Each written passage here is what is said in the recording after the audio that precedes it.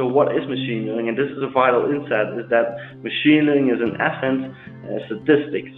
It applies statistics. Now what statistics does, statistics is focus on giving confidence interval. So it actually tries to find a correlation between multiple variables and then performs a task with that knowledge. So let's say if you have the demand and you have the weather, you can find if there's a correlation between it, and then you could be able to predict the demand. Classifying or predicting some value is the task that it will do. Now, machine learning does, in essence, the same thing, but it differs in the fact that machine learning performs a task directly with available data. The thing was with applied statistics that it was very inefficient to quantify the relationship between every variable, because if you have 10 variables, then it becomes extremely exhausted task. So machine learning can do that. It can perform a task directly, so it can classify a predictive value directly from the available data, and that's done by the algorithms that are built within machine learning. And it's more the algorithms are focused on that learning component. So it's kind of an iterative process that makes the machine able to learn. Now, what is learning? So that's quite important to know. What is the learning component? The strict definition of learning is that a device is set to learn from experience A with respect to some class of task T and performance measure P if its performance at task T as measured by P improves with experience A. Now, this is quite of a long sentence, and it's quite difficult to comprehend it that way, but you have to look at it like we learn it as a kid or as an adult. We do something, we experience something, and then we see what it gives. If you want to perform a task, we experience the way we do it. We see what happens, so we measure it, and then we do something different to make it better each time. And that's actually what machine learning also does. It performs a task, then it measures how well am I doing, and then it will be able to counteract on that, and then that's possible due to the mathematical properties behind it. Now, what kind of experience are we talking about? A machine experience something. Well, there are two types of experiences, and the one is unsupervised learning, and that's actually when we give the machine a data set, and it has to learn useful properties of the structure of this data set, and it has to do it by itself. So we're not going to tell them if it's doing a good job or not. It has to find the properties itself. For example, if you have the demand within companies is shaped by a lot of variables. That could be weather, that could be price, that could be the location, other stuff like that. These kind of things we also call dimensions or features. So that's important for the upcoming slides. So those weather, promotions, locations, those are features, inputs, or variables or dimensions. Now that's quite the uncommon way of experiencing. The most common one is supervised learning. What we mean by supervised learning is that we're going to give the machine a data set, and we're going to tell the machine, okay, these are the inputs, these are the variables you're going to get, and each combination of those variables, that's an example. Each example is associated with a label. So it can be, for example, you can give the weather, promotion, and the location from a certain item. You can give it to the machine, and then you can say, okay, with this weather, with this promotion, and at this location, the demand was X. X is the label. So the machine can then learn to output the correct label, so to forecast, for example, the correct demand. So for example, if you're doing, when I started mathematics and didn't know anything, so the teacher had to tell me this is correct and this is not correct, and that's exactly the same as we do it with the machine. We do it via algorithms, so we're not going to actually tell the machine if it's doing a correct job, but that's how you have to visualize it. Now, what kind of tasks can a machine do? A machine can do a lot of tasks, but the most common ones are classification and regression. So it's actually classifying labels. For example, if you want to stock or non-stock an item, you can make a machine learn based on all the inputs if an item should be stocked or non-stocked. So then you're classifying labels. Regression, that's mostly forecasting, so you're actually predicting a certain value, a point value. But machine can also do anomaly detection, so actually it can flag unusual events. and that's quite necessary in our field of work. Density estimation, that's mostly estimating probabilities, and we need it, for example, for setting up the safety stock correctly to see what is the demand. So the demand will be the input, and then the probability estimation will be the output. The machine can then learn that when I have this demand, that will be the probability distribution.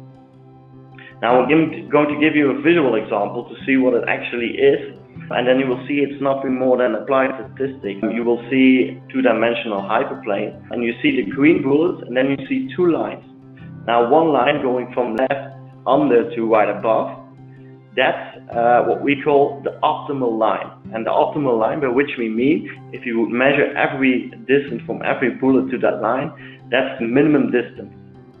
Now, that can be statistically calculated, because we only have two dimensions, so we can just apply statistics on it. But we can also solve it by machine learning. Now, machine learning will do it in another way.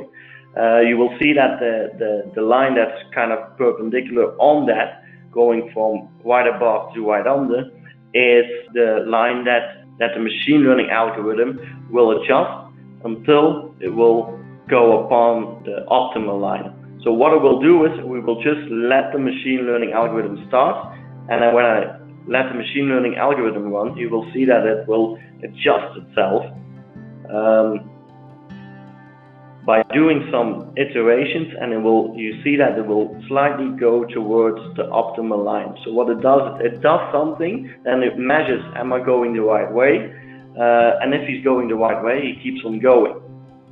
Now, how can you make a machine go the right way? Well, that's quite easy mathematically. So what we actually do is we make the machine learn this type of function, as you see on the left side on the screen. What statistics and mathematics and theory does, it actually learns a function. This is quite an easy function. If you look at it, we were trying to find the minimum, and you can see that the minimum is just between 5 and 10. We can see it visually, we can also calculate it mathematically. That's how the straight line from left on to right above is calculated. And the machine learning algorithm starts somewhere on that line. So it can start somewhere between 0 and 5 on the x-axis, and then we can calculate mathematically if we should go down or up. And in this specific example, we need to go down on the line. And the machine knows when it's on its minimum, it's not going up and it's not going down. That's when he knows I'm at a minimum. And then he stops. Now this is a very easy function. This is just two-dimensional. When you get more variables like weather, price, margin, location, promotion, and stuff like that, you get multiple dimensions, and the function is not that easy. It's very, very complex function, and that's where the power of machine learning comes in. So it's when statistics is not sufficient, that's where machine learning comes in. So we also say that machine learning is kind of statistics on steroids. Machine learning finds its power in high-dimensional and complex problems. Machine learning is then a unique approach for solving these kind of problems in an efficient and accurate way. So machine learning is not the only way of solving it, but it's the most popular approach doing it. On the right side of your screen, you will see a cube. This actually presents not a two-dimensional hyperplane, but a three-dimensional hyperplane. And when I let the algorithm run, you will see what it does. It's actually performing iteration after iteration, and it looks at that root mean squared error, and if it's going down, then it will keep on going. So it's kind of, you see that the function is molding itself to learn the input mapped to the output correctly. That's what the power of machine learning is. It's when you get a lot of dimensions, a lot of variables, and you want to find a relationship between it, then machine learning is the most powerful thing out there. Now, they quickly saw that when you have machine learning, and we were talking about dimensions, if you add a dimension to the machine learning algorithm, the solution space, as we call it, you roll a dice, you have 6 possible outcomes, 1 to 6, but if you have 2 dice, you have 36 possible outcomes. So it actually, when you add a dimension, when you add a variable, so the solution space grows exponentially. And that was kind of a big problem for machine learning, and that's when deep learning came in. Deep learning is kind of an extension of machine learning for tasks of extreme complexity. So deep learning is is said to be something different, but it's actually it's machine learning, but it's a different way of approaching the problem by overcoming that curse of dimensionality. Now, what is deep learning? It's kind of a universal function approximator. So like we said, we want to learn, we know the function, we can also give a solution on unseen examples. So deep learning is said that it can approximate every possible function. It's based on neuroscience, so it's like we perform tasks. So for example, if you look at a picture, what you're actually looking at is a millions of pixels, and what we do is we transform these kind of pixels to a picture, but we're doing it in steps. We're first making edges, then we're making corners and counters, and then we're making objects. And with these objects, we can form an output, so a picture. So we're doing it kind of in steps, and that's where the name deep learning also comes from, because we're doing it in layers, and the more layers you have, the more deep it gets. So that's where deep learning, the name, comes from. It has one model, but you can have several configurations in it. So you can train the model differently, you can make the structure of the model differently. You can have a lot of configuration, and that's why it's so powerful. The only problem with it is that everything that happens between the input and the output, that's a black box, and there's no theoretical guide that can tell you how to set it up. Now, how does it look like? To start very easy, this is a very easy deep learning network, as we call it. We call it a neural network. And what you see is 5 kind of things. You see the input variables. Those are the variables that are given to the machine. This can be weather, demand, promotion, location, person that are selling it in the store. These are all the inputs, and these inputs, these are made numerically, and these are given a weight. So what we do is we take the input variables, then we multiply it by a certain number. Now this can be any number, so that it's not strictly between 0 and 1, but it's multiplied by a given weight. Then it comes into the perceptron, and then it actually sums up those weighted input variables. So we multiply it by something, then we sum it up, and that number comes into the perceptron, as we call it.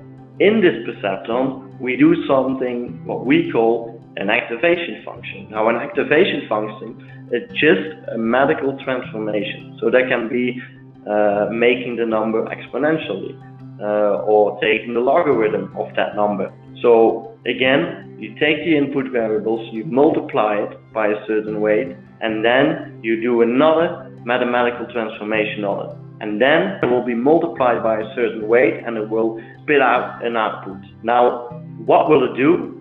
It will only adjust the weight. So you see the blue arrows, those are the only things that are being adjusted. So it will adjust the weights accordingly. So what do we mean by accordingly? The weights are constantly adjusted so that the difference between the output of the algorithm goes closer and closer towards the desired output. So the only thing that are adjusted are the weights. We can do that again mathematically. We can calculate how the weights have to be adjusted, but it's still a black box. You have the prime inputs, that's the input layer, as we call it. Then you have the output, that's the output layer. And then you have the perceptron, and that's what we call the hidden layer. And we call it the hidden layer because it's hidden. We don't know what happened there. Now, this is a very easy structure, but in practice, it's more like the thing on the right side of the screen. It's like a fully connected network with a lot of hidden layers, a lot of activation function, a lot of perceptrons. So it's very much more complex than what we see on the left side. And that's what deep learning specifically is. Now, deep learning has several configurations, as I told you, and one of them, deep reinforcement learning. And this was actually used in the AlphaGo story, and we call it deep learning with a twist. So what it actually does is, it calculates an output, so it does an action, so the machine does an action, and then we do something quite weird. We give them back the state where it's in, and we give them a reward or a punishment. So what we're going to punish the machine. By punishing the machine, it can adjust itself accordingly. Now, you have to see it like when you punish a little kid, when he or she has done something bad but not too bad, you will punish them accordingly and then will maybe do it again next time. But if she or he has done something really bad, you're going to punish them very severe and it will not do it again. And it's the same thing with the machine. You will actually tell them like, this, what you have just been at, you can never do that again in any circumstance. And these kind of reinforcement learning is very, very powerful in speech recognition, image recognition, but also in our field, because this is the best way to approximate a function. For example, a very good research was done when you have two suppliers, one supplier with a short lead time and one supplier with a long lead time. The supplier with a long lead time had a low purchase cost, but the one with the short lead time had a high purchase cost. The question then was, when do we need to order at which supplier and which situation? That could be drastically improved by deep reinforcement learning. I think that's a situation that we all encounter. Now I'm going to give you a simple example on deep reinforcement learning, and that's solving this traveling salesman problem. Now some of you have heard of it. The traveling salesman problem has a simple problem statement saying that you have 20 or more cities, or you have X cities, let's say in this example 20 cities, and you have to find the shortest path between all those cities. Now if you would solve this problem brute force, that means that you try every possible solution, every possible combination, and then try to find the best one. That could take you days to months to solve it that way. I'm going to let the program run, so what you will see is you will see all the cities, and with deep reinforcement learning we will try to solve this problem in hopefully less than a couple of days or months. Normally it takes around 30 seconds for the machine to solve this. So what it actually does now is it uses deep reinforcement learning, and as you will see, it will be quickly solved, and that means that deep learning has a huge power in solving these kind of complex things. That's extremely powerful. Now it stops, and at a certain moment it stops, and it looks like a very good solution. Now, why is it so important to have machine learning within our field of interest, so inventory control and forecasting? Well, kind of the keyword is uncertainty. Uncertainty is very high. I'm working in an HP computer, and HP has done a research a couple of years ago, and 60% of inventory was because of uncertainty, because they didn't know what they're going to sell, and just because of the global uncertainty in the supply chain. Now, if you mix this up with the complexity that we face, as we have multiple sales channels, we have multiple warehouses, all these kind of things makes the fact that we have very, very, very complex functions to handle with. And these are increasing exponentially, so in the upcoming years we will not be able to solve these kind of things with just the tools we have right now. Now this has to be put in some perspective, because we think that these kind of things are just 10 or 5% of all the problems. 90% of the problems we can handle with just mathematics or common sense. Now we have a lot of data. That's the second one. Since 2016, 90% of the data was generated. So 90% of the data we have today was generated on less than 3 years. So that's kind of a thing that we have a lot of data, and it's a good thing, but if we cannot use it correctly, then that data has the counter effect of being valuable. So having data is very valuable, but you have to use it correctly, and that's where machine learning comes in. And then the third thing is that a good inventory strategy will be the competitive advantage in the following years. So we will have a lot of companies, even if they have a good business strategy, translating that strategy, that business strategy, to a good inventory strategy to lower the cost, the cost of capital within companies. That will kind of be the competitive advantage in the following years. That's also why, for example, Amazon has more than 80 data scientists just walking around and trying to figure out how to translate the business strategy to an inventory strategy, so take them in mind.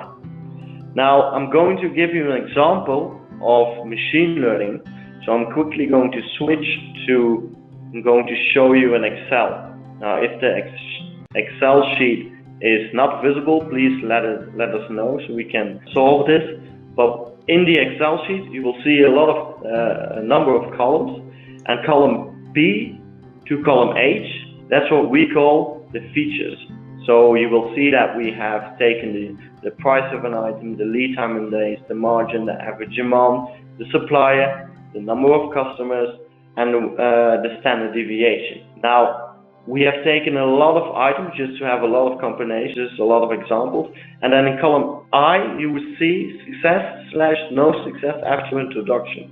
So what we actually measured is if we had, after the introduction, let's say the introduction is 4 months, after 4 months we have measured collected the price, the lead time, the margin, and then we calculated if it was profitable after that introduction. So the question is, what item was successful and what item was not successful, so you can actually tell which item should we get rid of after the introduction. So we will try to make a machine learning algorithm predict if it will be success or no success after the introduction. So the case is that after 4 months, if we can give the machine column B to column H, then it can predict or cannot predict if it will be a success or no success. Now, for the people that are interested in how we do it in Python. Now we don't look at the code. It's not that important, but just to show you that how quickly the machine can actually calculate something like this, you will see it's already done. And then if you look at the output, you see that this was the output given by the machine and what it actually was. So you will see that if it was 1, by the way, if it was 1, it was a success. If it was 0, it was no success. You will see that it actually has done very good. This is still the training set, but it actually can predict very well if it will be a success after the introduction period or not. So this is kind of a case that Slimstock are doing right now to try to predict, will your item be a success after 4 months of introduction or some introduction period? Can we predict it? So that was possible with machine learning. Now that I told you machine learning is very powerful, deep learning is even more powerful. Now there's another side of machine learning as well. We know machine learning from tech giants like Google. And the thing is, when Google uses machine learning, for example, image recognition, if it wants the machine to learn an image of a car, Google can give the machine 1 billion pictures of a car. And then it's quite easy to let the machine learn how a car looks like. But that's because they have so many data. But in inventory management, if you look, for example, we did some research on determining the lost sales cost. So that's the cost. If you don't have an item, what will your customer do?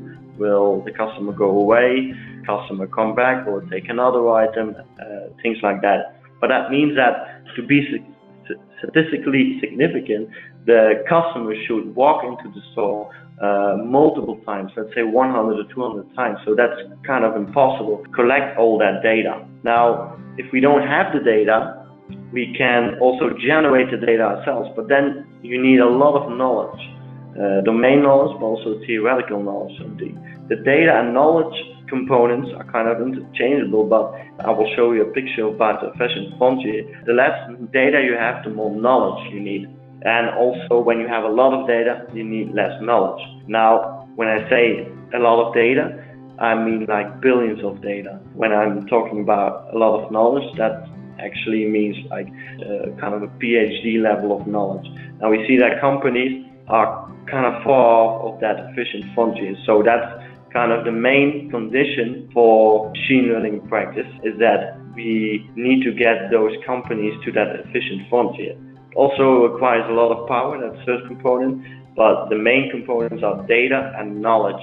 So these are kind of the things that need to be solved before machine learning can display its power in our field. So the power of machine learning in theory is the biggest weakness in practice. Now the question is, I'm going to give you some examples to eventually tell you what you need if you want to succeed in the next era, and then with the next era I mean the machine learning, the deep learning era. First of all, the future of machine learning. Now machine learning is mostly kind of a shift of a mindset.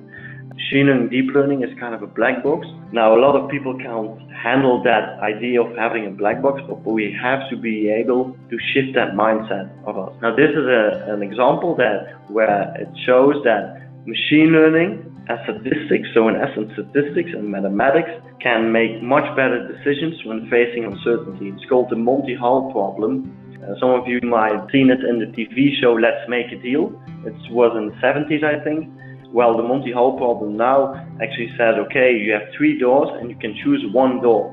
They're all closed, but after the candidate has chosen one, the presenter that knows what's behind the door will open the door, and then the presenter will ask the candidate, do you want to switch your initial choice, or do you stay true to your initial choice? Now, just think quickly for yourself what you would do, because if you would switch, you had 66% chance of winning. So initially you have 33% chance of choosing the right door, but when the presenter gives you new information, you have to use that information to maximize your chances. And most people, I think, would not switch. Well, that's what I'm experiencing when I'm giving these kind of statistical courses. Now, to give you the explanation of it, you have 2 doors where there's a goat behind the door, and 1 door where there's a sports car behind the goat. Of course, we want to find the door with the sports car behind it. Now, we have, let's say we choose door 1, so we think that the sports car is behind door 1. We have 3 possible scenarios. One where the sports car is behind door 1. The other scenario is where the sports car is behind door 2. And the other one is where the sports car is behind door 3. So if you visualize it, you can see it like this. Now, in the first scenario, we have chosen door 1 and the sports car is exactly behind door 1. So what the presenter will do, will open door 2 or 3 just to show you, okay, this is where one of the goat is at. And then the presenter asks, do you want to switch or not? Now, in this scenario, we don't want to switch. Now, we have a second scenario where the sports car is behind door 2. Now, the presenter will open 1 door. It will not open door 1 because we have chosen that one. It will not open door 2 because that's where the sports car is at. So we'll open door 3. And then we need to switch from door 1 to door 2 to win. Now, the third scenario is that the sports car is behind door 3. We have chosen door 1. The presenter will not open door 1 because that's what we've chosen. It will open door 2. And it will ask, will you switch or not? And we have to switch to come to the sports car. So in 2 out of 3 times you need to switch. So you have a 66% chance. Now that's what statistics is good at, is giving these kind of answers to where we as a human being are not able to think correctly. Now, giving numbers is one thing, translating these numbers into interpretation is another thing. We have in Belgium, we have a non-invasive prenatal testing that actually can predict if an unborn child has a genetic deviation. Now, this certain disease, 1 out of 10,000 people have the disease, and the test is 99% accurate. So let's say that the machine learning algorithm was 99% accurate, then we as a human being, or we as people don't know anything about statistics, we think that it's highly accurate. Now, however, translating insights to the right interpretation is key, and I'll give you an example with the non-invasive prenatal testing. Let's take an example that we have a test that can detect a disease, and like I said, 1 out of 10,000 people have this disease. The test is, like I said, 99% accurate. So you would think, if I get a positive result, and that means that if the test is positive, it means you have the disease, and it's 99% accurate, that you think that if I have a positive result, the chances of me actually having the disease is quite high. Well, the opposite is true, and I will tell you why. Let's say we we'll take a lot of people, we'll take 1 million people. Before doing the test, we already know that 100 people will have the disease, 99,900 people will not have the disease. Now, but if we do the test, you will see that from those 100 people, 99 will get a positive result, while 1 will get a negative result, because it's 99% accurate. But let's take the other group, 9,999 people will also get a positive result because it's 99% accurate. So 1% will get a positive result. Now, if you extend that, you could say that if you get a positive result on the test, but there's only 99 people that actually have the disease, it's less than 1% chance of actually having the disease. So it's kind of very low chances of actually having the disease if you do have a positive result. So what do we need in the future? We need people that can do this. We need people that can generate these numbers and translate these numbers to useful insight and to the best decision possible. And that's what we call kind of the mega generation. It's kind of the generation that is growing up right now where technology is like water for them. And they have already kind of have a mindset, a black box mindset. They don't care that if they do something with technology, that it's a black box inside it. They can interpret it correctly and they can trust it, and we need these kind of people within companies as well.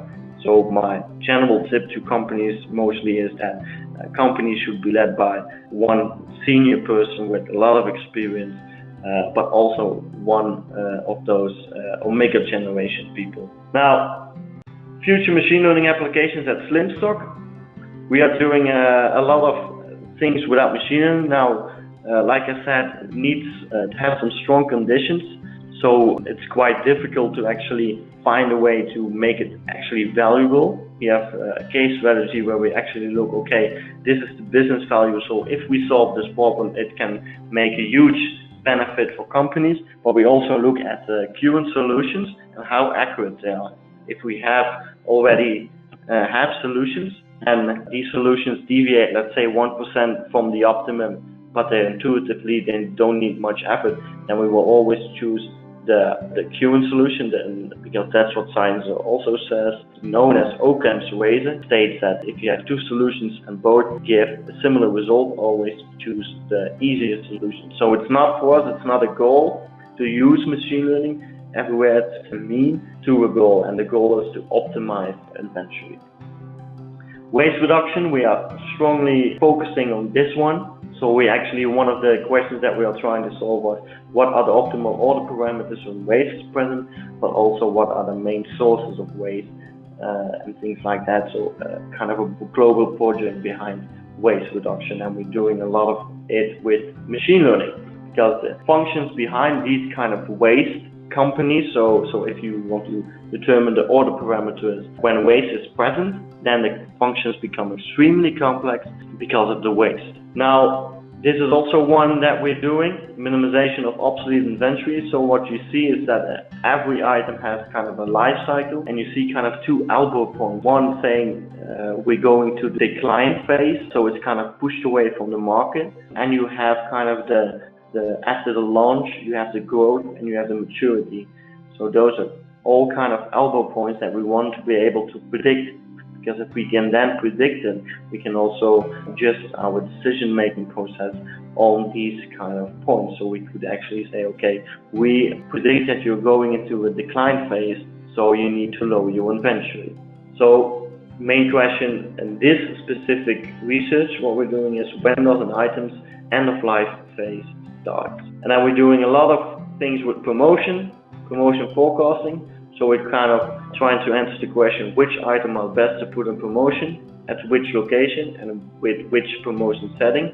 So let's say we actually want to determine what will have the biggest effect when we would set it in promotion. So let's say if you have product 1, 2, and 3, if you would set all these 3 items together in a promotion with promotion setting, let's say 15% discount in that specific location, that's when you get biggest effect on it.